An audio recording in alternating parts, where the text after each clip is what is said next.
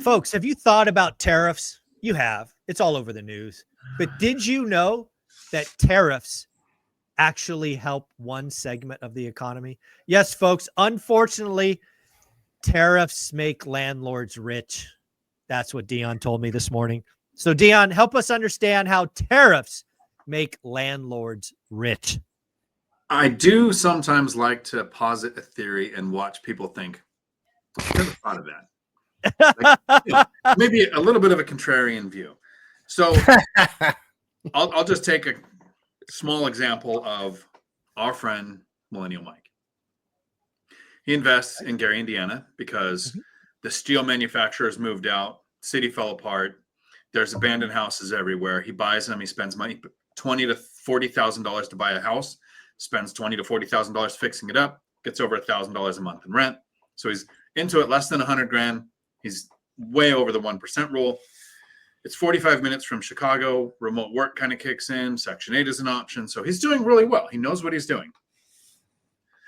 But then people go, let's make it harder to use slave labor in another country, which is what keeps prices down. Sweatshops, no labor laws. So people are okay with slave labor. And they say, as long as my car comes from Mexico or this other country where they don't pay somebody a livable wage and they bring it into the US and I can get it at an affordable price, I don't care about the ethics of it. And somebody says, well, let's put a tariff on steel and let's put a tariff on vehicles. Now, Biden had 100% tariffs on EVs. They wanted, we want this green deal, but we want the green cars to be made in the US. So most of the Teslas were made in the US. So before the most recent stuff, Tesla was the hero of the EV world because they were US made. They didn't get hit by the tariffs. You can actually afford them easier than the imported EVs. Well, what's going to happen to Millennial Mike's portfolio if Honda announced we're moving production from Mexico to Indiana? Not real close to Gary, but it's in Indiana. What if steel manufacturing returns to Indiana? Like, there's a lot of what ifs here, the possible outcomes. So that's like a very targeted, specific thing. But just think of the real kindergarten basics of it. People say we want the cheaper products from overseas, and then we can add the element of we want illegal aliens to work these jobs in the US that nobody would work. So we're deporting them. We're going to lose our labor force. So we might have to actually pay a livable wage for somebody to go work in a field, which means more income. And what happened in 2020, 2021, 22 is we had the stimulus ballers getting stimulus, unemployment, extended unemployment, IEDL, whatever loans, whatever they was, PPP loans, all this helicopter money, which meant rents went up about 40% in 2022. So when you see a massive increase in income, whatever you agree, whether you think like tariffs or you like the left or the right side, whichever side you're on, the ultimate impact is more US citizens will have jobs that pay more, things will cost more. So it's kind of a net balance or maybe even a loss. But what happens to rents, especially on properties you already own? Yeah, I think there's actually one more thing that I think most people are going to miss. And I'm sure Matt is caught on to this one. One of the things that when you look at existing home sales versus new homes, right? The input for new homes are going to be dramatically impacted by tariffs, right? Some estimates are 10 to 15% higher should these tariffs stick. But you know what doesn't get hit with tariffs? Existing home sales or existing homes. They already are built. They already have the lumber, the copper, all of those things. So one of the things that comes around, at least in my world for real estate investing, is real estate, a house, an apartment building, a fourplex is nothing more than a collection of raw material. And if that collection of raw material suddenly jumps 15%, existing homes that are nothing more than a collection of these things will be worth more. What do you think? What do you think of that, Matt? What do you think tariffs could, dramatically increase the price of existing homes? It takes build to rent off the table. Yeah, it does. Right. Now you're remodeling. You're remodeling the rent. Right. It takes build to rent off the table. And yeah, of course, then it increased the value of the asset that's already done. And the best part is to build in our area. I was looking at some stuff that is in the process of being built, and it's being done at about $415 to $440 a foot. Wow. And you look at it. What was it 3 years ago? Before COVID, Yeah, like before- 250. Oh yeah, Yeah, okay. 250. Yep, like about 250 a foot. But when I buy a typical home, or one of my multifamilies, usually I was looking at 1.25, Yeah. 150 a foot. Significant advantage. And I can rehab it, and I can rehab it at $50 a foot or $75 a foot. I'm still coming in half what the new stuff is, and I'm just as nice. And usually I'm in a better location. Yeah. It's Right? funny how the older stuff is generally speaking in a better location because the new stuff has to go farther and farther out. It does. And Yeah. it's in the land that was never developed. Why was it never developed? Because there was better land available to build. Better options. Yeah. Yeah. Exactly. Yeah. Dion, I think you're on to the big thing for landlords is, and I think Scott Bessent said it, or was quoted as saying it. Basically, Wall Street, aka the rich, has had an unfair advantage for the last 40 years. It's now time for the middle class, kind of get theirs, or the bottom 50%. And should we reorder world trade? Should we bring manufacturing back? Should we reinvigorate steel mills and aluminum and all of those things? You're absolutely right. Wages are going to go up for a lot of folks.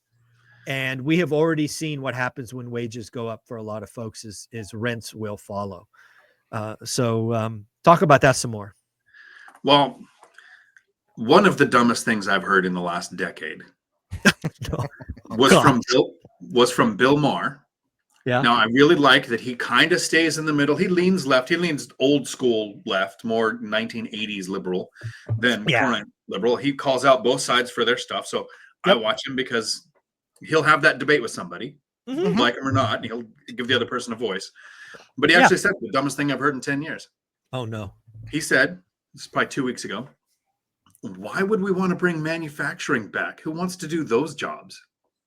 Those were the words that came out of his mouth. He might have said that who wants to do those jobs differently, but that was my takeaway. But he actually said, why would we bring manufacturing back?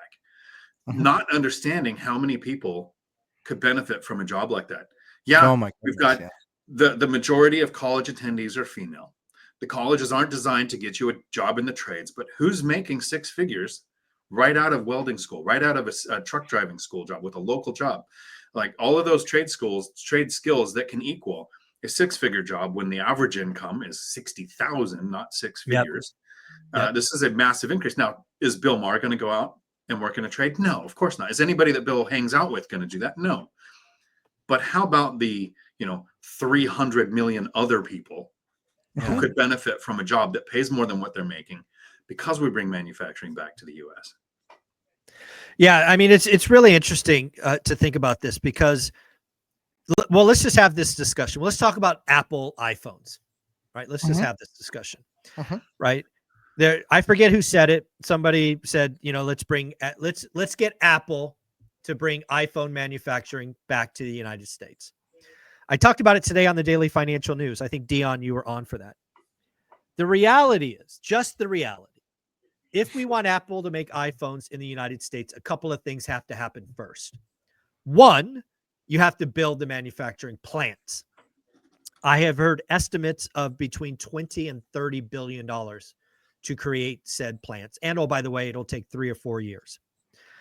But second, the reality of this situation is it's going to be a hell of a lot robotic. There's not going to be people sitting over iPhones screwing in baby screws, right? That's not what will show up in the United States.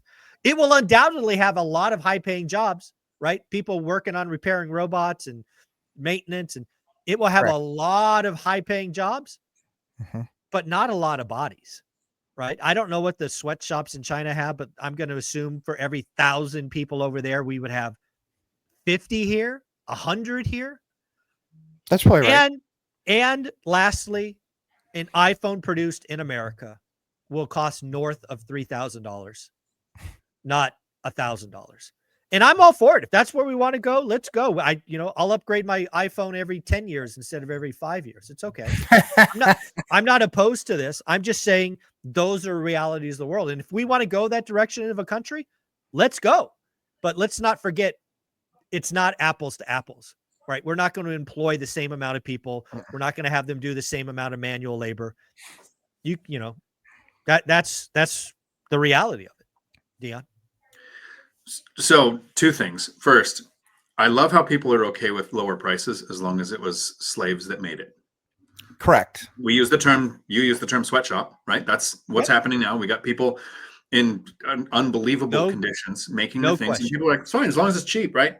But here's the cool thing. Nothing we would tolerate here. Absolutely correct. Right. Nothing should be tolerated where it's happening either. So here's the really cool thing. Let's say iPhones cost $1,000 right now. So I just upgraded the 16 Pro Max, basically with the whatever terabyte it was like $1,800 or something. Yeah. Because I just wanted a lot of data, a lot of storage. If it was $6,000, I still would have done it. It doesn't matter. And it's not because I have money and I don't care. It's because they don't go, write us a check for $1,800 and you get a phone.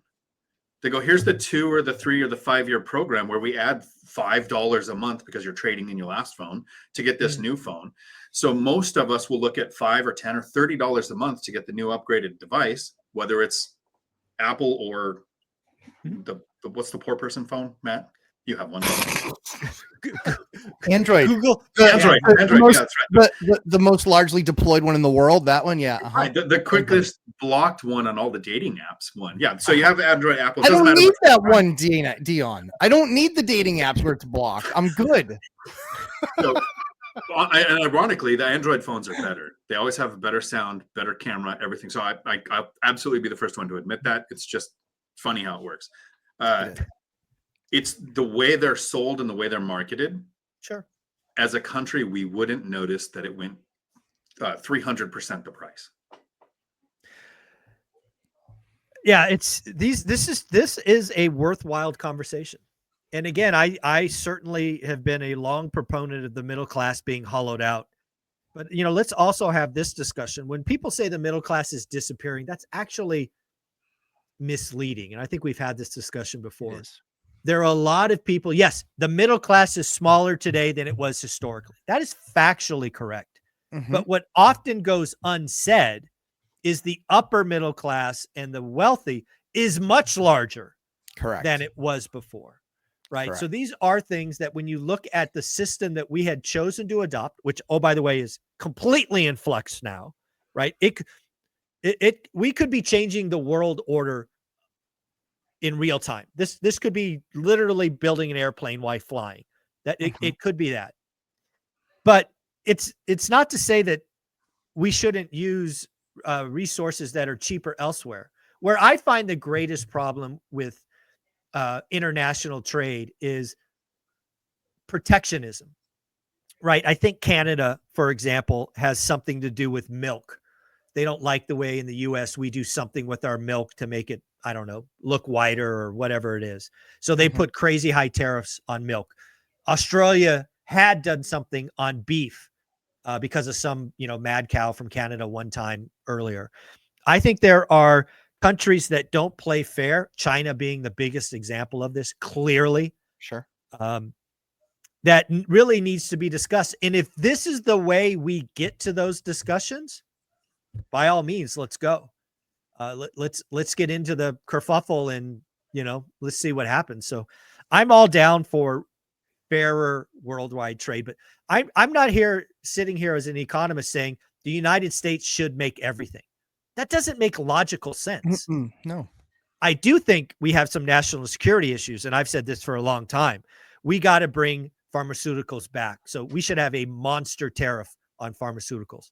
We cannot rely on partners for steel and aluminum and things that make ships and planes, should there be the need for that. There are absolutely national security concerns where we should be more protected, and we aren't, but I don't think we should make everything.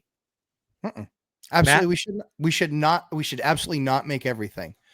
But we also, I love how Dion put it, because that is one of the often arguments that I have with people who need their cheap goods. Yeah. is that they're the first ones to bitch and complain about how expensive something got, but they have no problem with a 6-year-old working 14 hours a day in some sweatshop. And they're like, oh no, that's absolutely wrong. Dude, who do you think made what you have in your hand, you dolt? Like, let's just do a little bit of effort. Let's just a little bit. The problem that I have with all that stuff becoming done stateside, the problem that we're going to have is that people already suck at managing their own money. 69% of people live in paycheck to paycheck.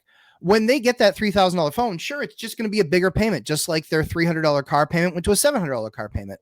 And the problem is that it's not like more people are educating themselves about finances and how to actually get out of the hole. They just sit there and they just do what they want to do. I watch a lot of YouTube of people that get consulting at a younger age, in their 20s, in their early 30s. They are dumpster fires. Most of them don't pay their taxes. Most of them have no idea how to file taxes. It is unbelievable. And so what really needs to happen is there needs to be a better path for people to understand, because there's plenty of college graduates that are complete financial and fiscal morons. They have no idea how to just manage their day-to-day life. So the idea that anything valuable can happen in 60 days, that wasn't any of our expectations. Are you mad you voted for Trump, bro? No, I'm not. Because no one else was willing to take and do what he's done, to rip the Band-Aid off and go, hey, listen, I know everybody else has talked about it, and I know that it's untenable. But guys, it's really untenable. We're going to have to do something about this. And it's all of these very awful, painful, nasty things that you have to do. If everybody could just say, I want to lose 20 pounds by morning, everybody would do it. But very few are willing to do all the things that it takes to get there. He's just ripping all the Band-Aids off and doing the things that it takes to get there. So, if that's what's getting you going and it gets you all upset, don't worry. Just sit back like you've done with the rest of your life, and it'll get fixed for you. And the problem is that you're not going to be part of the wealth transfer, bro. And that's your own fault. Yeah. Dion, what do you think of all that? So I always keep this image around on the middle class shrinking, right? Went from 25% were considered poor in 1971. Now it's 29%. So that went up a percentage of 4%, right? Right. But it was 14% were wealthy. Now it's 21%. So a 50% increase in the number of wealthy people. And the problem is, with whatever tariffs make things cost more, make people earn more, we're going to have almost the same equation, because what makes people poor, middle class, or wealthy isn't how much money they have or how much money they make. It's what they think the purpose of money is. Right? Exactly. And the poor people think money is for stuff. If I want more stuff, I got to work more. The middle class people think that money is used for leverage, the big house, the nice car, look flashy, get the things before I've earned the money to buy it on leverage. And the wealthy understand that money is used to make money. And maybe that 14 to 21% increase in the wealthy could become from things like YouTube University. Sure. Podcasts, audiobooks, all the ways that people are sharing. Here's what you can do with money. And it might not be that investing strategy, but just the concept of money can make money. I don't have to sell my life 1 hour at a time. And I would hope we'd see that continue to grow in that direction. But there will always be people who want to tax the rich. So they hate the rich, so they'll never want to become the rich. Tax the rich becomes tax the middle class. And keeping up with the Joneses with that, the big, huge car, the big cars with $1,000 a month payments. I have a tenant who sold one of his trucks because it had $1,000 a month payment or so, and he bought an Alfa Romero with $1,000 a month payment or so because it gets better gas mileage. That was his idea to save money. And I'm like, you're gonna be a great tenant. You're gonna live there forever. That is wild. That is wild. So folks, at the end of the day, we are going through something. Of course, this could be resolved tomorrow with one tweet, but I think we've seen that President Trump wants to go down this path. It's going to take weeks, months, and maybe quarters to resolve. So buckle up. It is going to be bumpy. But at the end of the day, landlords win. Landlords win again. You own an asset that's a collection of goods. You have higher interest rates because of inflation. You have rent growth because lack of building. It's a pretty easy formula. Get a buy box. Look every day. Folks, Dion, where can they find you? Right here on YouTube, Dion Talk Financial Freedom, where I in the next few months, don't know which countries I'll be in. I'm just not going to be in this one very much. I love it. I love it. And Matt? Lumberjack Landlord, Thursday nights, 9 p.m. Eastern time, where we go for about 90 minutes. I just answer your questions. If you're a new investor, a seasoned investor, and have encountered a problem that you've not seen before, I probably have seen it, and I can probably help you out. So come hang out with us. Folks, do us a favor. Join these guys on their live streams. They are true go-givers. Dion's actually going to be doing his live streams at like 1 a.m. or something nonsense. So make sure you tune in and see what's going on. That's 1 a.m. his time. It'll still be at his defined time. Yes. Right. Because he's just that kind of guy. Take care, guys. Thanks, Mike.